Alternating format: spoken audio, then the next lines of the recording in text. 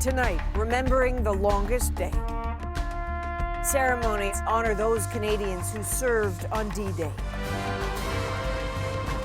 Those who lived and those who fell in these sands. 75 years ago tonight, 14,000 Canadians were out there getting ready to storm Juno Beach. They're a very complex mixture of contaminants. We're talking about microplastics. We eat them, drink them, even breathe them in. But how much? Whatever your guess is, you're probably way low.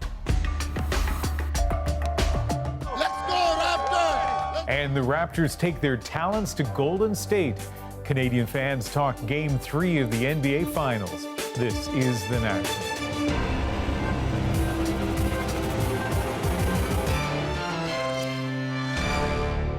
I'm standing tonight where history was made 75 years ago, Juno Beach on the coast of Normandy, France. This was where Canadian soldiers fought their way into Nazi-held territory on D-Day. It was a turning point in the Second World War. Knowing that means knowing the sand and water here makes for no ordinary beach. England is on the other side of the channel. Paris is about 3 hours to the east. But just hours from now, on June 6, 1944, this sand became a battleground. It has been a place of pilgrimage ever since. Canadian soldiers coming back to stand again where they changed the course of history. Tomorrow, a special D-Day ceremony will be held here, a promise kept to remember and respect the sacrifice. Ahead of that ceremony, others are being held today, including one in tiny Beny-sur-Mer. That's about a 10 minutes drive from here. It's where more than 2,000 Canadians killed in the Battle of Normandy are buried. Nala Ayed was there.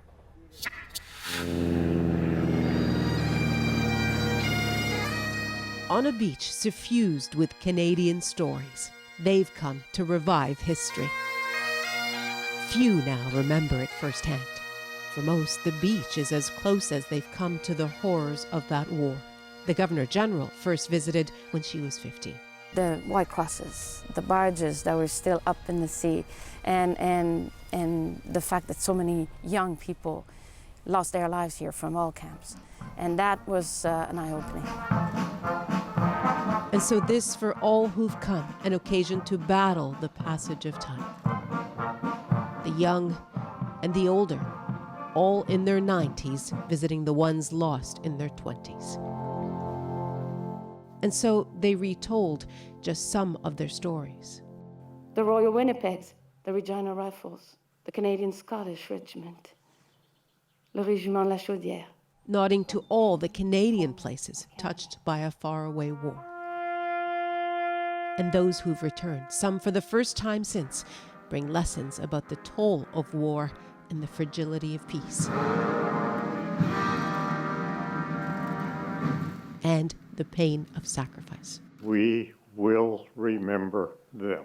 I'm just still thinking about my friends that I lost here. It's sad, it's very sad. Yeah, can't help but remember them. A task that on the eve of D-Day they leave for subsequent generations. So we have 2,000. That includes 17-year-old Colby Farrell from North Toronto, who raised money to buy 2,049 candles, one for every soldier buried here. We must make our youth aware of the responsibility that they have in the future. Students here from Burlington, Ontario, each required to get to know the story of one fallen soldier. Today, they visited their graves. Even though I've never met this person, never met the family or anything, just hit me right in the heart.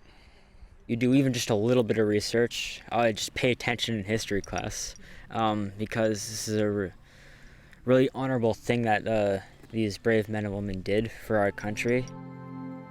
And their ultimate fate, still so hard to imagine. Nala Ayed, CBC News, Rivière, France. For many soldiers, the journey to this beach started in Portsmouth, England. That's where they boarded ships and set off for battle. As Margaret Evans shows us today, it was the site of a ceremony with a big-name guest list, including the Queen, Justin Trudeau, and Donald Trump.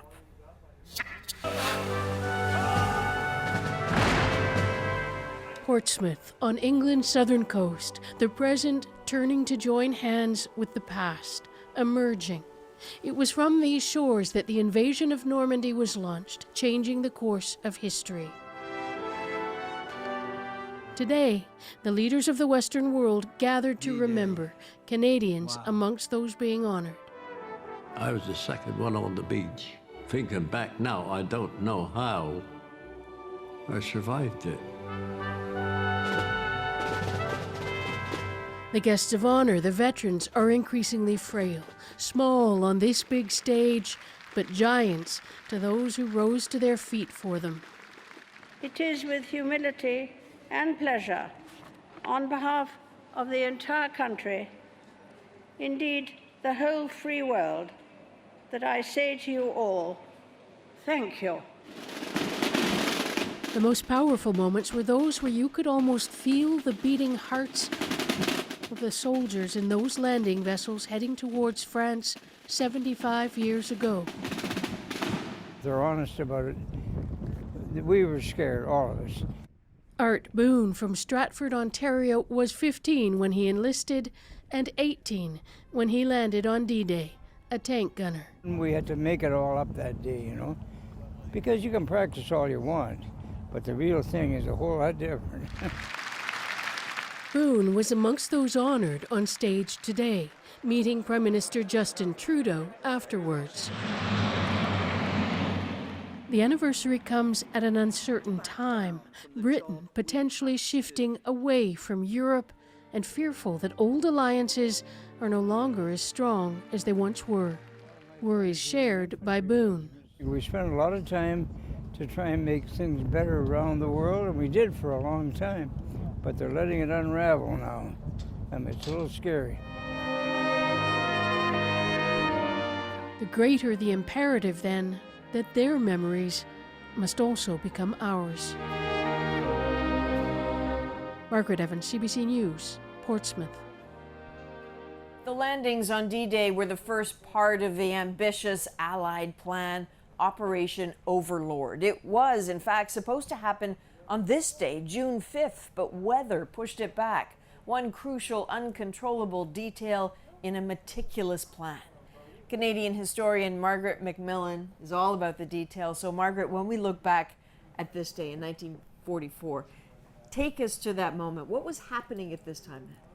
What was happening here in Courcelles was not very much. The Germans didn't know what was happening. Out there in the dark across the channel, huge armada was assembling, some 7,000 ships. Paratroopers were getting onto planes, gliders were being lined up to land in France. It was a massive operation. It was the beginning of the end for the Germans. And they were relying on a good full moon. They were relying on a good full moon because they wanted the paratroops to be able to see where they were dropping. But they also were relying on a good full moon because it meant there'd be a high tide and it would be easier for their landing craft to get in. But they had to postpone it because the weather had been so dreadful, and it was still pretty dreadful on June the 6th. Tomorrow. But they had a really tiny window then. They had a very tiny window, and it was a tremendous gamble. The whole thing was a tremendous gamble. And General Eisenhower, who was the Supreme Allied Commander, went around with a little bit of paper in his pocket, apologizing for it going wrong. They really were taking a chance. So when you think now, I mean, let's fast forward 75 years, and we think about what's happening tomorrow. As a historian, what are you looking for tomorrow? What are you going to take away? Well, I think we often overuse the words historic significance, but tomorrow really is. It's 75 years since this great endeavor. It's 75 years since some of the men who are going to be here were young men here. And I don't suppose they're going to be around much longer for many more anniversaries. I mean, there's a sense of time passing, but there's also, I think, we're looking back at a time when there seemed to be a purpose among the Western democracies. And so I think we're looking at it as a moment when we can reflect on what we're doing today.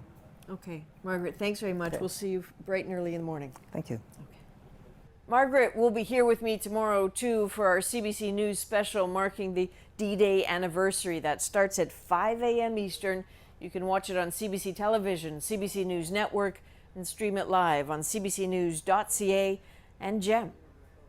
We have much more ahead tonight, too, including some Canadian war stories kept secret for decades, but not anymore. The listeners around the world shortened the war by 2 years, at least, and saved 250,000 lives. That's so incredible. That makes me feel pretty important and in good company. The listeners, the Loran operators, the women forced to lie to their families for years about how they helped win the Second World War. too. They tell me their stories just ahead, but for now, let's send it back to Canada. Thanks, Adrian. Let's start with a developing story in the U.S. And of course, Donald Trump is right in the center of it. It's all to do with urgent negotiations with Mexico. The two sides met to talk today, but could not come to an agreement. The issue? Migrants pouring into the U.S. And Trump says unless that changes, he's going to punish Mexico. But there's pushback, and maybe from where you'd least expect it. Ellen Morrow explains. Even abroad, President Trump's mind didn't stray far from one of his top issues at home. They're swamping up, or they're coming up by the millions. Mexico can stop it. They have to stop it. Back in Washington, a high-stakes meeting between the Vice President, Secretary of State, and Mexico's foreign minister, trying to stave off Trump's threatened tariffs. And we are going to find out a common ground, I think. The president tweeted that progress is being made, but not nearly enough, and that if no agreement is reached, tariffs at 5% will begin on Monday. Slapping tariffs on all Mexican imports could cost Americans more than $20 billion. And lawmakers, Republican lawmakers, are speaking out. There is not much support in my conference for tariffs, that's for sure. Millions of jobs in Texas depend on international trade, and in particular trade with Mexico. That pressure could force a presidential rethink, or President Trump could risk members of his own party voting with Democrats to stop the tariffs. Yesterday, the president balked at that possibility. Oh, I don't think they will do that. I think if they do, it's foolish. But this morning, despite the tough talk on Twitter tonight, a sign the tariffs may not happen at all. The president saying this of Mexico. And I think they will stop it. I think they want to do something. I think they want to make a deal. In all, a somewhat mixed message from a president trying to balance his promise to be tough on the border while keeping his party on side. Ellen Morrow, CBC News, Washington. Now to a story back here at home in Saskatchewan. First Nations leaders there say their history is being bulldozed, physical history that they can touch. You see, Indigenous artifacts were found near Dodsland, southwest of Saskatoon. But that's also where a road project is set to begin. And according to documents, when the government took note of the history there, they understood it, but gave the road the green light anyway. Jason Warwick takes us there. Mitzi Gilroy and her husband have owned this pasture land in central Saskatchewan for decades. We've looked at this for how many years, and what do you see? Well, some nice grass and stuff, but there was all these secrets buried here. Archaeologists were brought in last summer to survey the area for a proposed gravel road. Below the surface, they found tools, pottery, and volcanic obsidian rock, Indigenous artifacts, some up to 10,000 years old. Gilroy thought that discovery would put the project on hold, but that didn't happen. As you can see, construction appears to have begun with the grading of the proposed route already underway. Now, the Gilroys and Indigenous leaders say that they are shocked and disappointed. CBC News obtained this Saskatchewan government report. The government acknowledges the significance of the discovery, but then says, this office has no concern with the project proceeding as planned. First Nations leaders say they're furious the government didn't tell them about the artifacts and that construction appears to be going ahead. We expect that we are notified so that we are able to come and do the proper protocols to ensure that the sites are not disturbed. A government official told CBC News there's no law requiring them to inform First Nations when they find Indigenous artifacts. The Gilroys invited elders to the site this week. After a solemn pipe ceremony, farmers and Indigenous leaders talked about the need for reconciliation. We need to try and get over perceptions of racism, those types of things. But sometimes it's deeply embedded in a system. Sheldon Watney believes the volcanic rock is sacred, as is the land it came from. Today, Watney was able to take a look before it was shipped to the Royal Saskatchewan Museum. It's extremely emotional for me. We've been through a lot. You could feel the history there. Watney wonders what else lies beneath the site, but once the road is built, some treasures could be lost forever.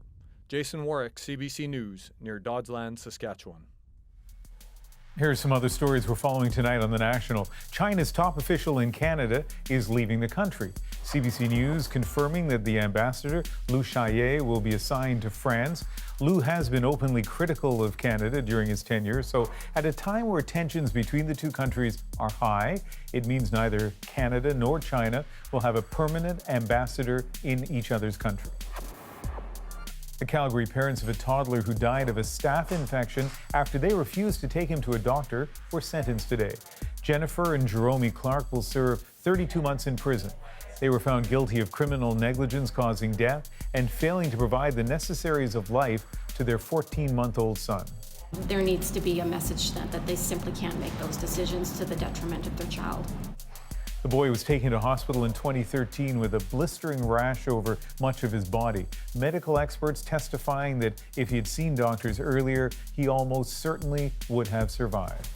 This is a fair and time-limited approach that applies across the provincial public sector. The Ontario government has introduced legislation to cap public sector wage increases. If passed, there would be a 1% wage cap for 3 years. That would affect about 1 million workers. The Tories say the move reflects Ontario's fiscal situation as it tries to eliminate an $11.7 billion deficit. And Canadian basketball fans hope the Toronto Raptors don't sink into deficit against the Golden State Warriors tonight. Our Greg Ross is in Oakland for Game 3 of the NBA playoffs. Greg, what's it like down there? Well, I can tell you, this is definitely hostile territory for the Raptors and their fans, Ian. It is loud inside the Oracle Arena.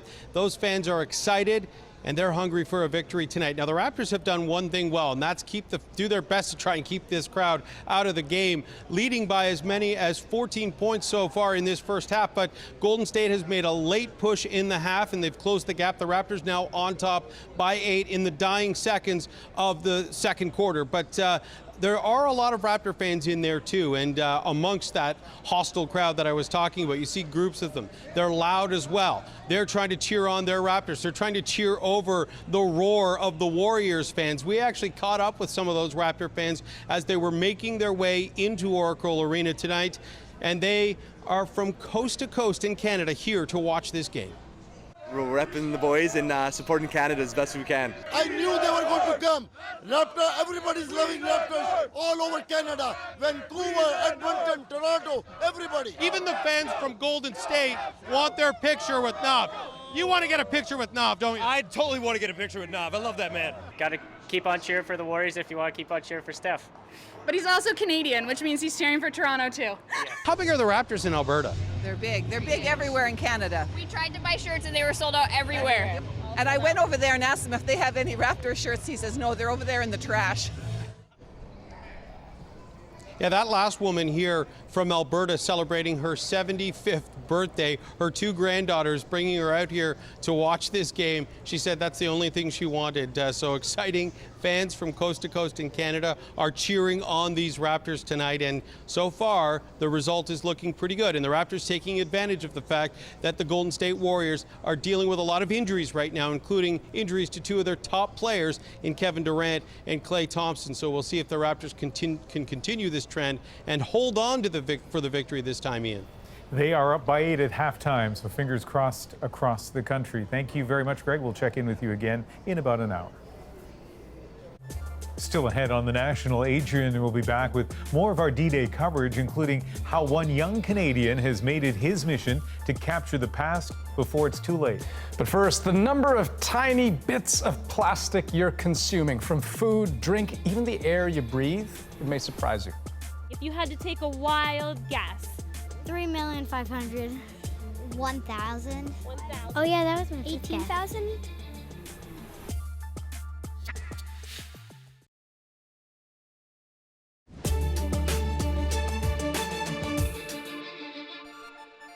We are using a huge amount of plastic in our society, and that plastic inevitably finds its way into our food. Into our food and into us. A new Canadian study is breaking down just how many tiny bits of plastic we are routinely eating, drinking, even breathing. The conservative number, 70,000 a year. With where it's coming from and whether we ought to be alarmed. Here's our health reporter, Christine Birak. Uh-oh, I see a piece of garbage. These third graders are checking out the water in their local creek. Can we see anything in it? Kind of like little stuff. They're looking for evidence of plastic in the water. The plastic could start breaking down into tinier pieces. She's right. Microplastics smaller than a grain of rice then end up inside us. So how many do you think we take in every year? If you had to take a wild guess. 3,500,000. 1,000. Oh yeah, that was my 18,000. Canadian researchers examined 26 studies and estimate the average adult consumes between 70 and 121,000 pieces of microplastic every year. And the study only looked at a sampling of items: seafood, tap water, bottled water, beer, and our air. Researchers also found those who drink mostly bottled water may be gulping down an extra 90,000 pieces a year. The question is, how much is too much for our bodies to handle? We know that there is some hazard based on the potential for health impacts, but we really don't know the actual likelihood of those health impacts occurring. While we don't yet know what microplastics are doing to our health, marine biologists are seeing the effects of micro and large plastics in other living things, including whales. We know that in some cases, plastic items can suffocate, can artificially satiate, make an animal think it's had a belly full of food when in fact it's not getting any nutrition at all. In a variety of fish and bird species, scientists say microplastics can prevent adequate nutrition, reduce growth, reduce reproductive capabilities, and alter behavior. But experts warn it's not easy to study the effects of microplastics alone. We have fish and invertebrates and seabirds that are exposed to microplastics, macroplastics, pesticides, flame retardants, metals, hydrocarbons, pharmaceuticals, the rest. So the real world, unfortunately, is a very challenging place to work. So tell us what you put in the filter, Maxwell. Charcoal, sand, and gravel. As scientists try to pull apart the impacts of microplastics, they say Canadians shouldn't be alarmed, but add, given the unknowns, we should be looking for ways to reduce plastic use. Would you drink that water? No. Christine Birak, CBC News, Toronto. And still ahead on The National, they served on a different kind of front line. We'll introduce you to the Canadian listeners. And later, a different kind of bus ride, one driver's efforts to make his passengers feel at home. There's always quite a bit of surprise. So they, that shock, once they get over it, then it's all laughter. Okay, done with it. His story is tonight's moment, but first.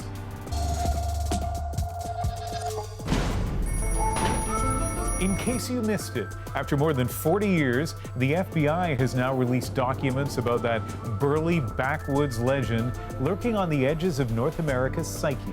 That's right, Bigfoot has been declassified. So you may wonder, after decades of purported sightings and videos, where is the elusive creature? The file sheds no light. It's mostly just letters to the FBI from one Peter Byrne, a relentless Oregon Bigfoot hunter. The FBI's polite if brisk responses, and the odd newspaper clipping or two. They did once indulge a request to analyze a hair sample claimed to be from the beast itself. Spoiler alert, it was just deer fur. But the Bureau does not share Byrne's relentless enthusiasm, well, with at least one exception. Mulder, I've been trying your cell all day. Was out squatching, Bigfoot hunting, had my phone turned off. As for Byrne and others like him, the quest continues.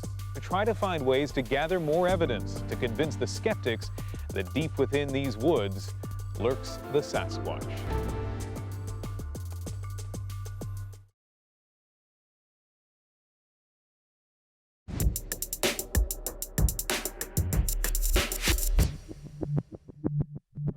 These are the D-Day pictures you see, the soldiers you see, their expressions, their movements still so clear 75 years later. But there were others helping that day, working in secret, playing a part in winning a war.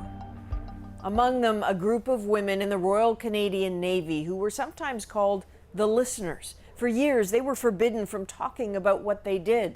Now they can, and they are, casting the entire operation in a brand new light.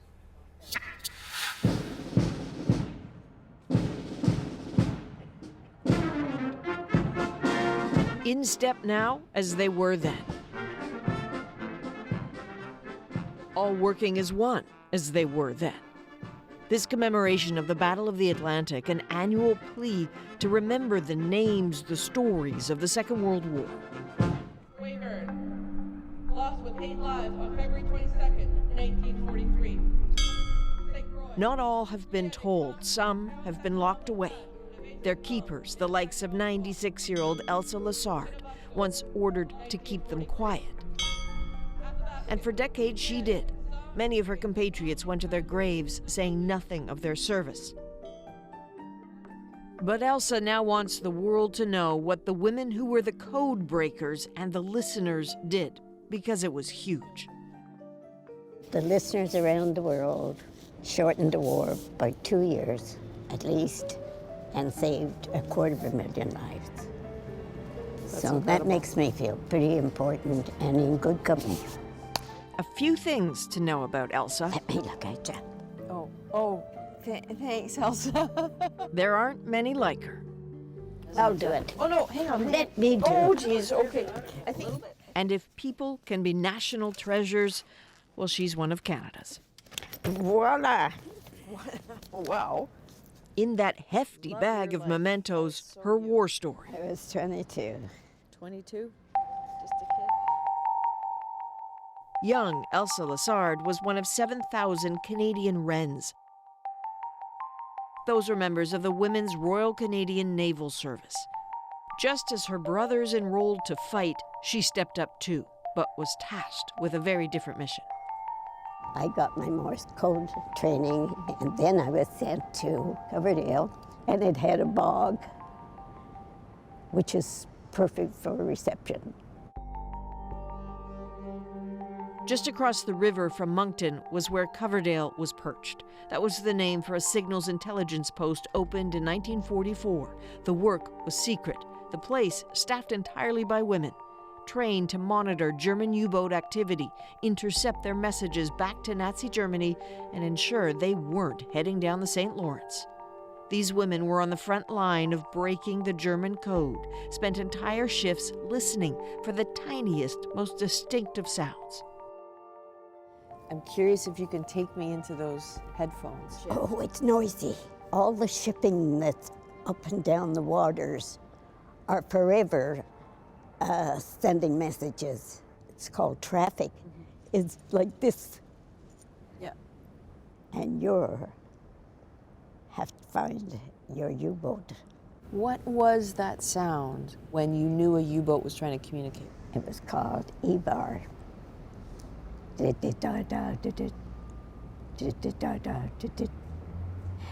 as soon as we got our U-boat, we hung on in there and copied. And you just copied like mad in pencil.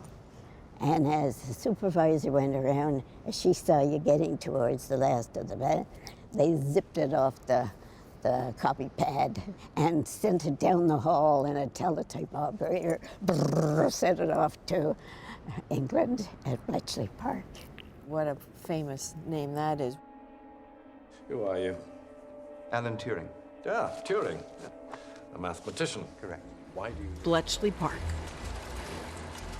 The crucial and covert government station in the UK where a team led by Alan Turing broke the Enigma code. That was the German encryption system.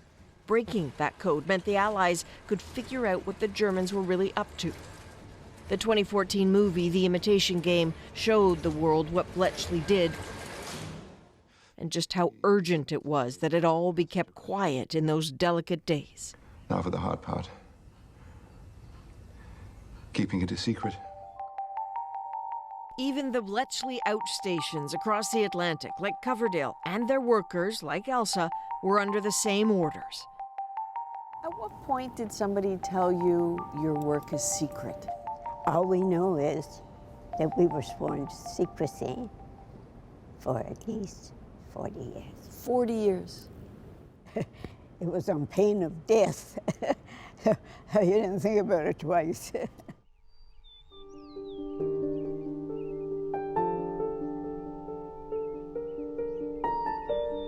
can see her every day and talk to her or feel her gaze. The idea of staying silent about all those sounds they intercepted stuck with Canada's Wrens. Isabel Arthur's mother was Lieutenant Sheila Mappin. Still had the hair of the time and the very determined look. Who always played down any questions about her service. Even 60 years at the time after, when I would say, "Mais maman, it would be great to know about it." And she felt that national security was still involved and perhaps at risk if you talked. There they were at a picnic, but still in uniform, wearing their tie. Information trickled out over the years in the most curious and subtle of ways. Isabel was an adult before the seriousness of it sunk in. I was in Montreal staying with her for a few days, and we watched television, and there was a show or a movie on, I don't even remember, and there was some exchanges in Japanese, and she burst out laughing, or she made a comment, and I asked her how did she know Japanese, and she sort of started talking that it had been what she had done a little bit during the war, but as always, as soon as you probed, she would stop talking about it. Lo and behold, I go down to Mappin and I find her name, Sheila Bell. Isabel wrote for her mother's war records. They were so cryptic, they were hard to understand. Pembroke 5, and in my little research, I knew then that that was a code for Bletchley. But it became clear she had led a group of 15 Canadian women working in Bletchley, had met Alan Turing. It wasn't until 2009 that those who did this code work were recognized with medals. By then, many were gone, but it arrived in time for Isabel's mother. I think that's what made a difference in her deciding to talk about it. It says, we also served. And that is what became important to her, that the world might sound a bit pretentious, but at least others would know that they also served.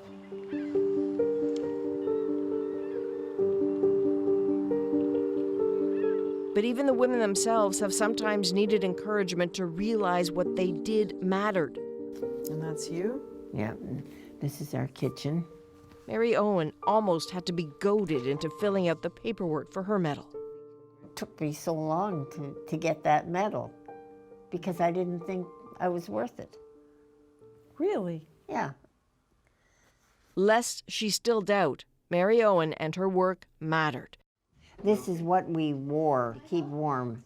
She was sent to the southernmost point of Nova Scotia, Vaccaro, to operate what was called a Loran machine. That stands for long-range navigation? Right on. We had a generator, and we sent out a signal. The ships and the airplanes would take a reading, and then they would know exactly where they were stationed.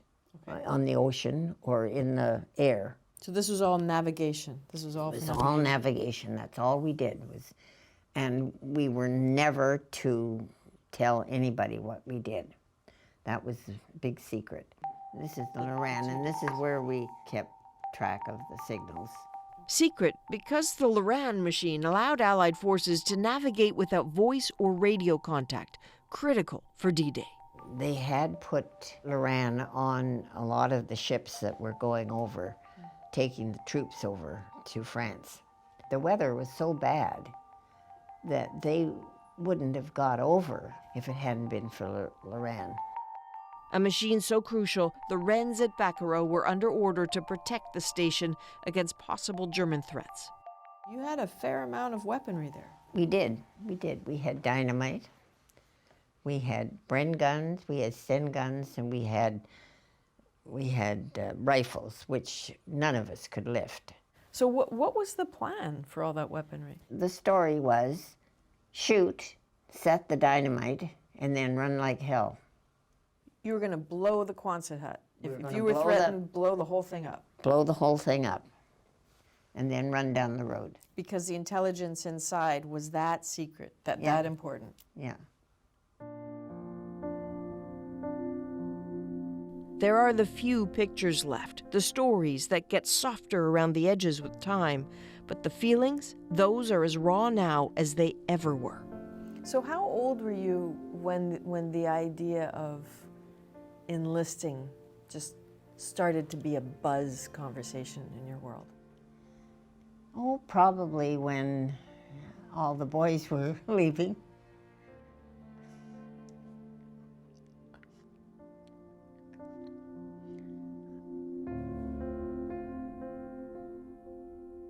Can you imagine a memory so fresh, so acute, that 70 years later it can haunt like that? You never did any of this without thinking of the guy on the beaches. Do you think it cost the Wrens? I mean, in the sense of recognition for what they did, do you think that the idea that so many secrets were held for so long, people didn't get their due? It's a fact of war.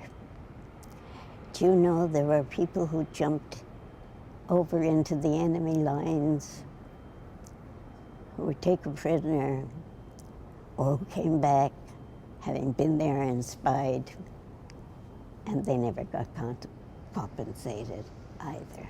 Mrs. Elsa Lassard, now lay a wreath on behalf of the veterans of the Royal Canadian Navy and the women's The women have always been there, you know. On and on and on and on. So women have always been there for the men during war. And the thank yous have sometimes been a long time coming. But even now, or perhaps especially now, while the likes of Elsa are still able to soak them in, they matter. Our D-Day coverage continues just ahead on The National. One filmmaker's journey across Canada to preserve the past. His conversations with some of the country's last remaining Second World War veterans. It's been incredible because a lot of these veterans, they tell me, look, I haven't told anybody these stories, or my families don't even know this. Thank you so much. Thank you.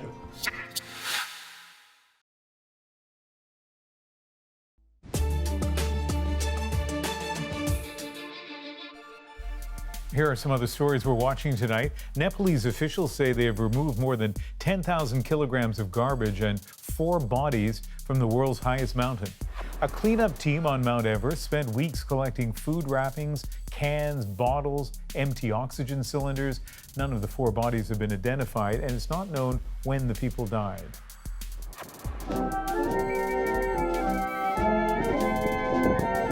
As D-Day ceremonies take place in Europe today, Nova Scotians gathered in Halifax for a wreath laying to mark the sacrifices of those who died during World War II.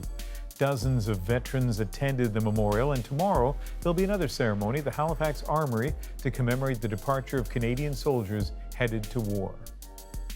Here in Normandy, France, people are marking this anniversary in all kinds of ways, some of them deeply personal, like this one. Hundreds of parachutists and paratroopers recreated one of the D-Day jumps that put Allied forces behind enemy lines that morning. Among them, 97-year-old Tom Rice. He jumped that day 75 years ago, and today he got a little help. For decades, these soldiers have been telling their stories in our classrooms and our living rooms. But while they are survivors, they are, of course, not invincible. Age is taking them from us. So one Canadian filmmaker set out about a year ago to capture their stories on camera while there's still time. My name is Eric Brent. I'm 26 years old, and I'm the director of Last One Standing, a documentary about Canada's last remaining Second World War veterans. Last May 2018, I decided that I was going to go across Canada in this van and try and meet and interview every living Second World War veteran that I could find. Notre ingénieur en chef, c'était un de nos officiers. I met Leopold today, and he's a 99-year-old Second World War veteran. 100 years old is a big milestone. He was in the Royal Canadian Engineers. They were the ones that were checking for mines on the road to make sure the troops weren't blown up. En Allemagne. Just making sure the army can keep moving and keep making its way towards Germany and hopefully a victory. His brother joined up as well, and he was there on D-Day. And it's been incredible because a lot of these veterans, they tell me, look, I haven't told anybody these stories, or my families don't even know this. Thank you so much. Thank you.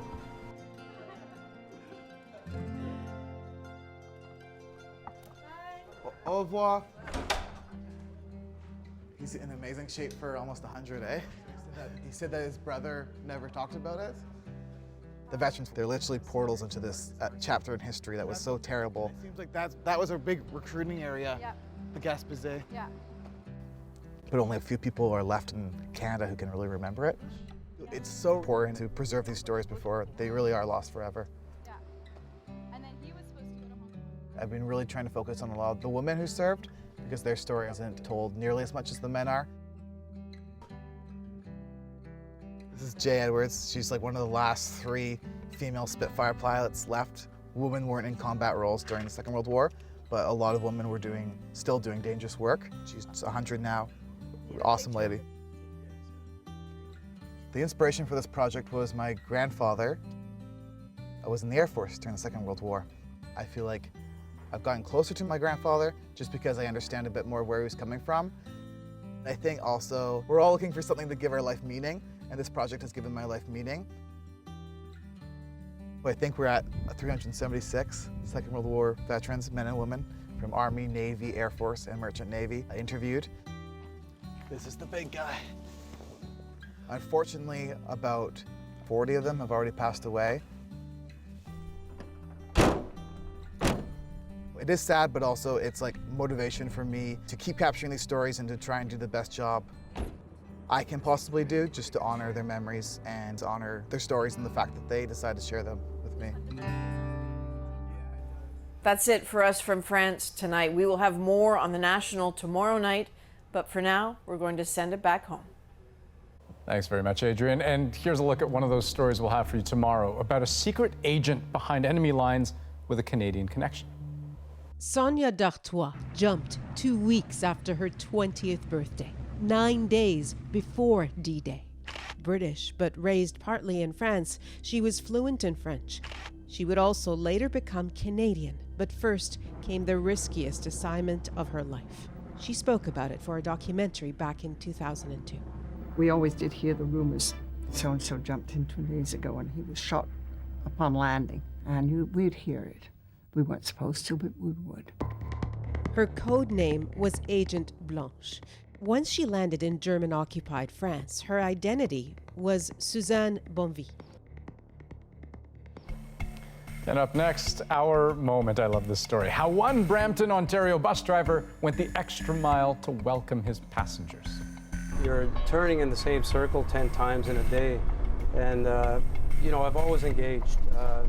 The language just inspired me because I saw how open they were, or how, you know, how amazed they were just at a few words. So I thought, okay, they're amazed at a few words. Let me try some more words, right?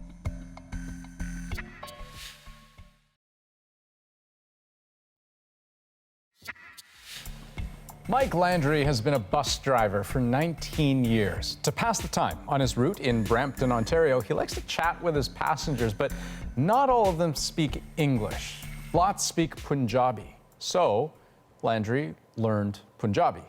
Can't imagine that's an easy thing to do, but his passengers are appreciative of the effort, and so his dedication to connecting and communicating is our moment. Sat Sri Akal. Teri pagri bahut soni. So I've been chatting from the get-go. As soon as I started this job, from the get-go, I've been trying to enjoy it as much as I can. Punjabi was just an extra boost in a sense to help with passengers. It's you know, you couldn't do without them, like I said, right? You know, you're not going to pick up a language unless you're constantly practicing it. Is it going Kingla? Kithe jana? Oh, Kingnol jana? Yeah, koi gal nahi. I'm very shocked that how he can speak Punjabi. He's asked me what is the number of this bus, and I say 56. No, it's a Shpinja. I think it's a good thing, and it will help people, like they will be more comfortable. Yeah, it's really good. I have no such not too much word for this, but I really appreciate him. I love this story. For the obvious reason, the warmth of that human connection, but also it's a really practical thing. He says that he hopes to actually travel to India someday if he can pick up enough of the language and maybe spend a couple months there. It is an extraordinary story. He may be the only bus driver in the country who's done this, who had no contact with Punjabi before and then learned how to speak it. There's another side, though. If I were him in India and people are not expecting him to speak Punjabi, I would just sit back and pretend I didn't and eavesdrop on all kinds of conversations. That's evil, Ian. Come on. It would be so much fun. That is The National for June the 5th. Good night. Good night.